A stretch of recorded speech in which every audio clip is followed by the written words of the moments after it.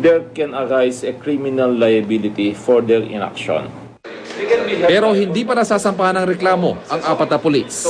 Ivan Mayrina, Nakatutok, 24 Oras. Limitado po ngayon ang galaw ng mga miyembro ng pamilya Ampatuan. Nandun sila sa kanilang mansyon sa Sharif Agwak, Maguindanao. Mistulang tinatawag na ghost town naman ang bayan ng Datu Unsay. Yun po ang lugar na pinamumunuan ng arestadong pangunahing akusado sa massacre na si Mayor Andal Ampatuan Jr. Nakatutok si Jiggy Manikan. Sa bungad pa lang ng bayan ng Datu Unsay sa Maguindanao, mapupunang sarado ng lahat ng mga tindahan sa kagagawa pa lang na palengke.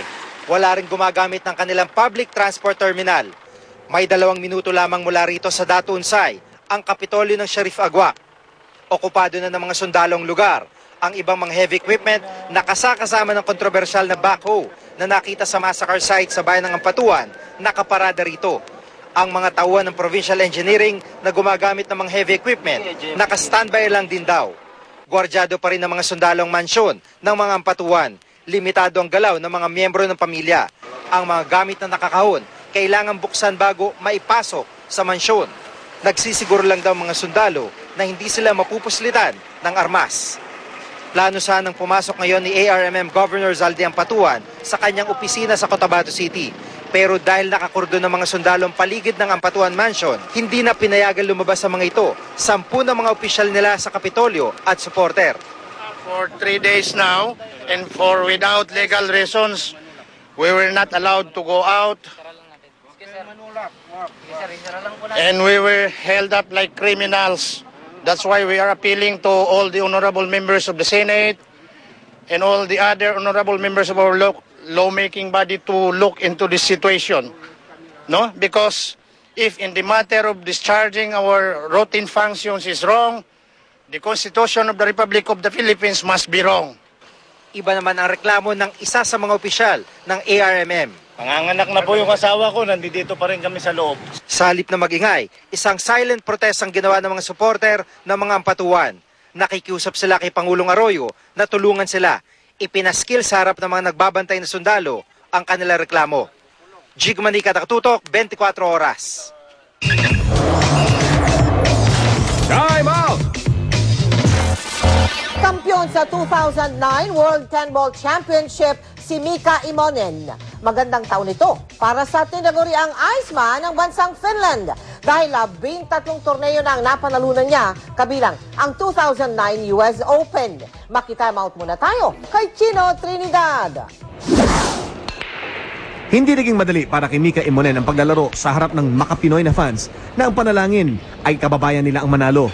Ngunit isang kapansanan na kung tawagin ay OCD o yung Obsessive Compulsive Disorder ang naging sandata niya upang di maapektuhan ng pambubuyo ng makapinoy na gallery. I'm just like really OCD, I guess. You know, I have a way of concentrating, you know, doing what I'm good at, and that's pool. I love pool. I love playing, and I work hard. I you know, condition myself. I eat right, and I exercise. You know, no drugs, nothing like that. Ngunit may mga pagkakataon lalo na sa round robin phase na napiko na rin ang tinaguriang Iceman dahil sa pambibiso ng mga Pinoy fans. Ngunit sa halip na kagalitan niya ang mga manonood, ay tinuruan niya ang mga ito kung papaanong wastong paraan ng pagpapakita ng sportsmanship. It's just about educating the audience. I mean, some of them get so excited for the other guy, but they have to remember that, you know, it's just like in tennis. You don't hear a lot of them cheering if somebody does a double fault. So here, if you miss a ball or you scratch, it should be no cheering. But all in all, they're great fans. Dahil sa kanyang ginawa, ay mukhang ang lalong napamahal ang malimit bumisita dito sa bansang si Immonen sa mga Pinoy billiard fans. Itinuro pa nga ni Mika kung paano niya tunay na napapanatili ang kanyang malamig na dugo sa gitna ng matinding paghamon mula sa best players in the world. You just have to be friends with the situation. You have to befriend the table. You have to love the moment, and whatever it gives you, you know, accept it, and just try to play the game. You know, just shot by shot, rack by rack. Chino Trinidad, Nakatutok, 24 Oras. Isang oil company ang naghahanap ng langis sa isang bahagi ng South Sulu Sea. Ito po ay para makumpirma kung meron ang langis sa bahaging yon ng karagatan. Nakatutok si Rafi Tima.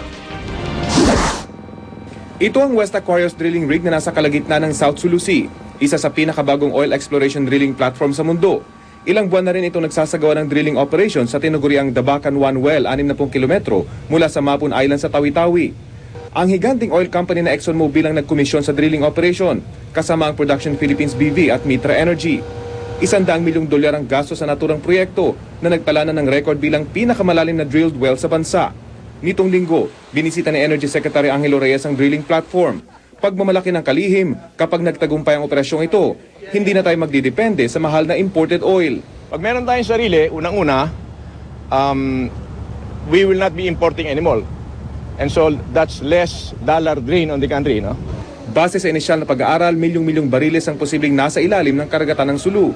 Pero wala pa itong katiyakan hanggat hindi ito naaabot ng mga drill pipes. Sa laki ng operasyon, hindi naman daw natatakot ang ExxonMobil sa sitwasyong politikal at seguridad sa bansa. No, we're not worried about the changing of the government. The Philippine government honors its obligations. The issue of security, is it a big issue for you? Well, we take, obviously anywhere in the world we operate, we take every precaution. Here we've had excellent cooperation from the Philippine government. You can see the Navy ship out here patrolling us. Galing ng Indonesia ang drill rig, kaya naman karamihan sa mga tao nito ay mga Indonesian. Sa pag-iikot ni Secretary Reyes, nakilala niya ang isa sa may pinakamataas na katungkulan sa drill rig na isang Pilipino. Ang assistant driller na si Mang Nunito. Very rewarding itong trabaho ito para sa iyo. Siyempre po. Bakit po? Kasi malaking sahod. Tapos napag-aral ko yung mga anak ko sa magandang school, you know. Tapos nakapag-save pa. Bagamat nasa teritoryo ng Pilipinas, mas malapit pa sa Sandakan, Malaysia ang drilling platform. Dahil sa Sandakan ng support base ng operasyon, may sariling customs officer, immigration officer at quarantine officer ang drill rig. Sakripisyoan nila ang madistino dito. Hindi ba nakakalungkot dito sa rig? Medyo malungkot. Kaya yung one day dito, equivalent na siguro ng 1 month.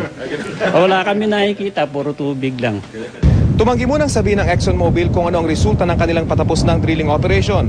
Pero kung indikasyon ng planong pagsasagawa ng pangalawang drilling operation, mukhang malaki umanong posibilidad na may langis nga sa bahaging ito ng bansa.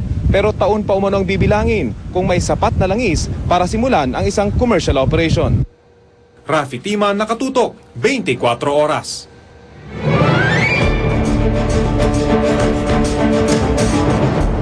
Isang biyahe, 10 destinasyon, mga pinakamahihirap na lugar sa bansa. Isang camera, isang notebook. Magsisilbing boses ng ating mga kababayan. Makikinig kaya silang mga uupo matapos ang botohan? Totoong kwento, tunay na buhay. Samahan niyo kami sa biyaheng totoo. Mga kapuso, kapit po sa patalim ang mga residente ng Surigao del Norte. Marami po sa kanila ang nagbebenta na ng kanilang mga laman loob o yung tinatawag na internal organs para lang po magkapera. Ang misis po ng isang bilanggo na dating nang nagbenta ng kanyang bato o kidney, sumulat po sa aming notebook. Dalangin niya na kapag nakarating ito sa susunod na presidente ng Pilipinas ay makakalaya na ang kanyang bayan mula sa pagiging alipin ng kahirapan. Narito po ang biyaheng totoo ni Ruth Cabal.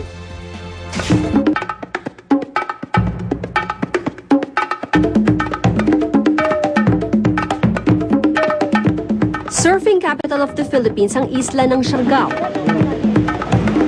Pero bukod sa mga naglalakihang mga alon, may mas matindi raw na dahilan kung bakit hotspot sa mga turista ang probinsya. Kung tutusin, sino nga ba ang mag-aakalang isa ang Surigao del Norte sa 10 pinakamahirap na probinsya sa bansa? Dagsa ang mga bisita. Sagana sa mga yamang mineral. At isa lang sa bawat 10 ang walang trabaho dito. Pero gobyerno na rin mismo ang nagsabi, lugmok sa kahirapan ng mahigit 50% ng probinsya. 5 sa bawat 10 taga rito, madalas makaranas ng gutom. At alam naman natin na pag ang tao'y nakaranas ng sukdulang gutom, kakagat kahit sa sukdulang solusyon.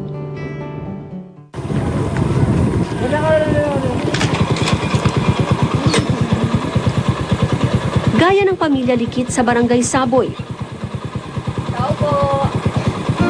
Walang pagkain, walang kagamitan, walang disenteng tirahan. Pero palasyo kung ituring ni Merlita, ang bahay na nagsisilbing silungan ng 8 niyang anak mula sa mga unos na madalas humagupit dito sa probinsya. Higit pa kasi sa pawis ang pinuhunan ng kanyang mister, maipatayo lang ang bahay na ito.